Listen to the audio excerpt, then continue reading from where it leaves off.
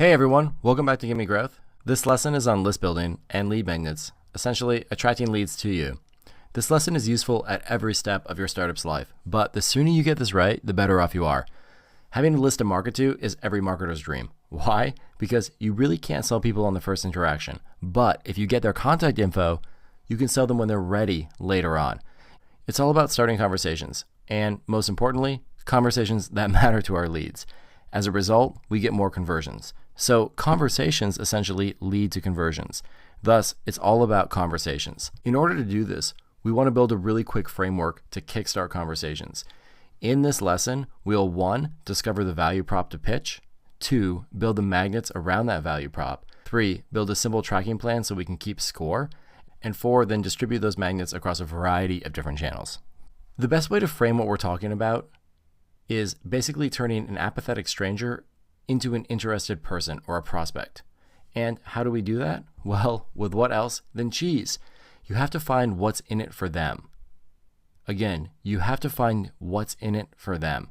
This is how we take a person from a cold state, aka no interest, no knowledge, etc., to a warm state, meaning they have interest, some degree of likelihood to use our product or our service. And that's it for the theory. No more high-level stuff. Let's dig into the specifics and get to know the framework. So here's our framework. The very first thing we want to do is figure out what matters to our leads, what interests them enough to have a conversation. This is the most fundamentally important part. If you don't nail this, it doesn't matter how pretty your design is, how great your product is. This is all about value optimization. You have to be able to sell people on the outcome.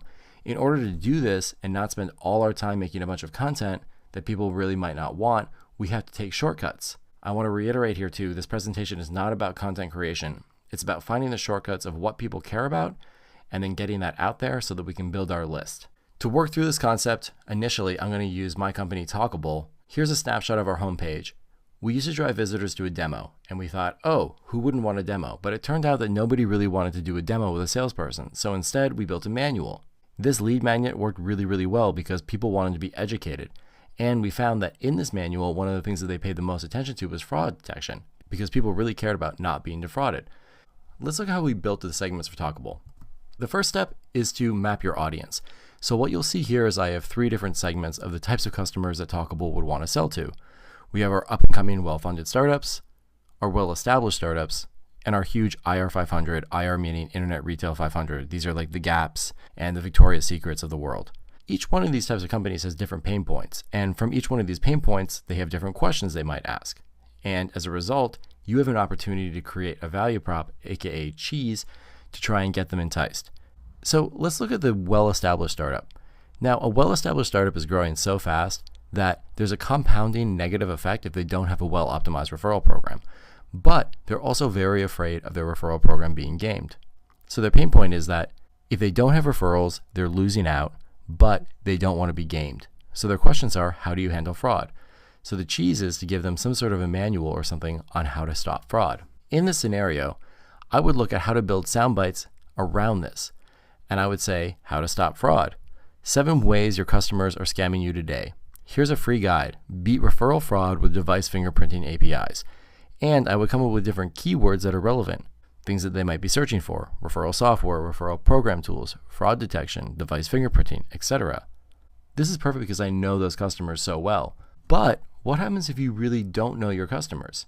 What happens if you don't have a whole lot of customers and you really don't know what the value prop is? How do you get this info? Well, if you think you know it, first of all, I'd still literally urge you to call up and talk to your customers and really understand why they're using your service. It's probably very different than why you think they're using it.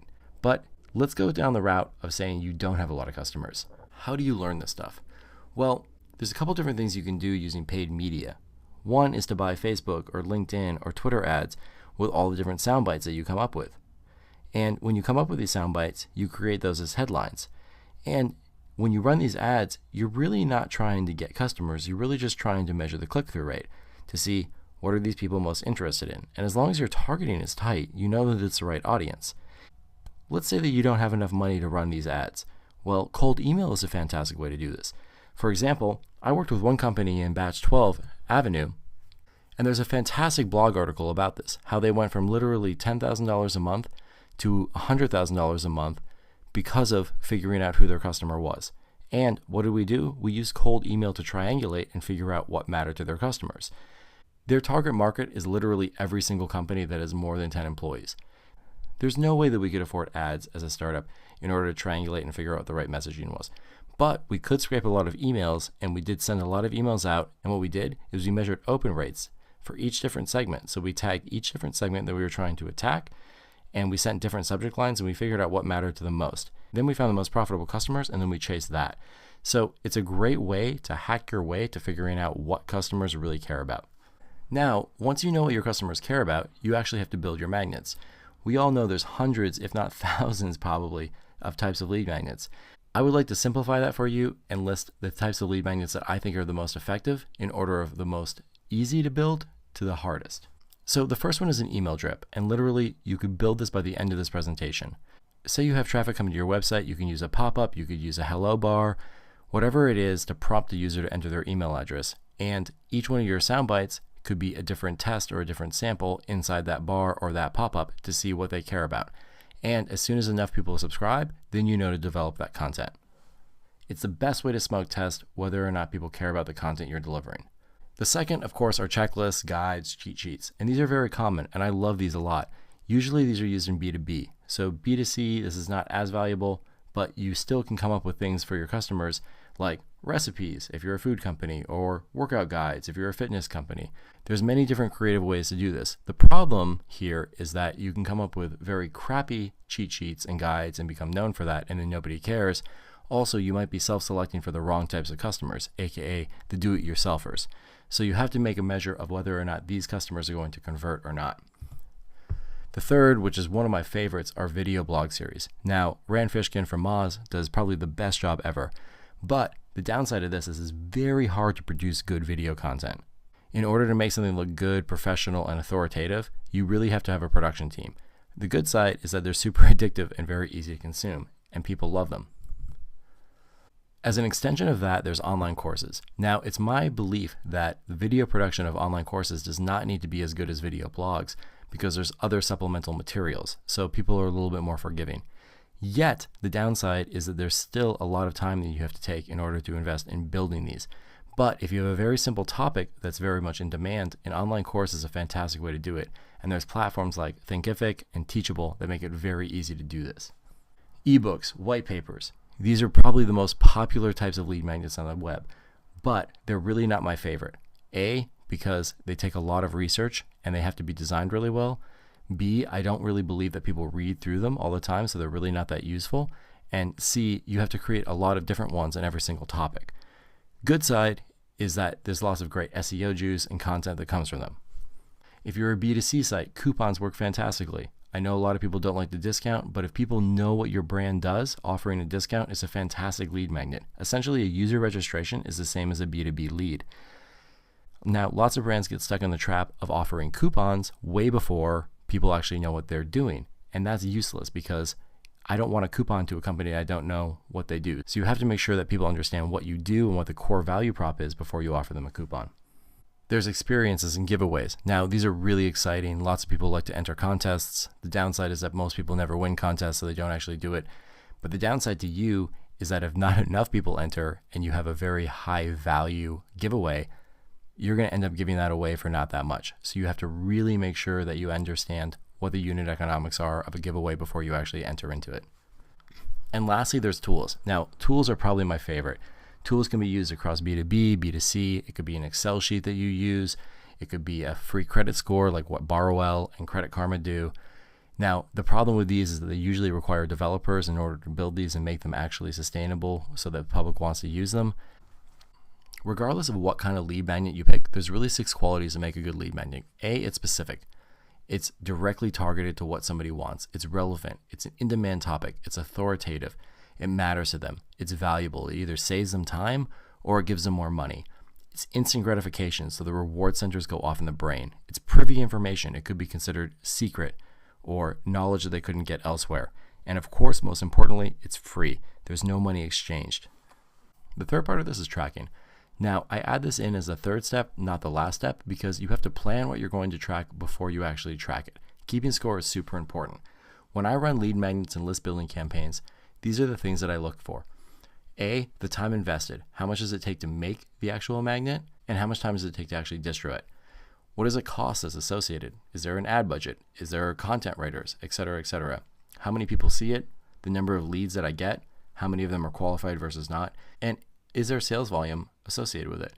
I really believe that whether or not you have any experience doing this, you should still definitely set goals, because if you set goals, you'll work towards them and you'll start to benchmark against yourself and you'll progress. There's no point in doing an activity if you don't have an expectation or an outcome in mind. The last part, the most important part, the part that's going to take most of your time, is to distro your magnets or distribute your magnets. Now, let's walk through the different ways that you can do this. The first is organic. Now, organic is a fantastic way to do this, but it can take some time. When I do find those conversations, I try to jump in and have kind of a provocative challenger style voice. Now, this is not being an asshole.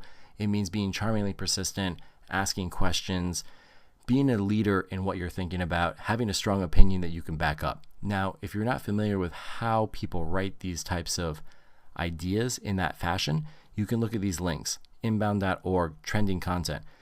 Not to steal the content, but more so just to see how people vocalize the way they're talking about things. These are some of the most popular communities you can jump into. Facebook, there's groups. Twitter, there's lists. LinkedIn, there's groups. Quora, you can do question marketing. You can ask questions, or you can have a friend ask a question. There's Reddit. Be careful on Reddit. People can easily see through you. Craigslist, WeChat, Pinterest, etc.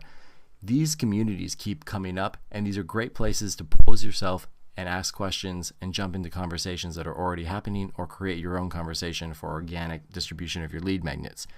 Now, the fastest way is, of course, paid. Paid is great, and I like to use paid for learning, especially to expedite learning. Now, I wouldn't actually put a big paid budget behind a lead magnet in order to list build until I had a better understanding of whether or not it converts well. But in the early days, initially I would use Twitter lead cards, Facebook leads, and of course Google AdWords, because if people are searching for something, that means that there's high demand. The first two actually allow you to capture the email address on platform, meaning people don't have to go to another site. Then there's outreach. Now, outreach is usually looked at as a sales method, and we're going to go into a whole nother lesson on outreach, but I think that outreach is a fantastic method to start conversations in order to get a dialogue going. And if you have something of value that you're able to produce in that outreach email, you have a higher likelihood of actually getting a response, meaning the conversation gets started. So lead magnets are not just to collect emails, they're to start conversations. Because you can scrape emails, you can get emails. That doesn't mean that that's a lead. That doesn't mean that that's a prospect that's interested in doing business. Remember, the first step is to take an apathetic person into an interested party. The messaging that you use matters the most, and outreach is a great way in order to measure whether or not that message is actually resonating, and then thus building your list from that. In summary, the first step is we discover the value prop. Then we build our magnets. Then we plan our tracking methods. And then we distribute the magnets. We're off to the races.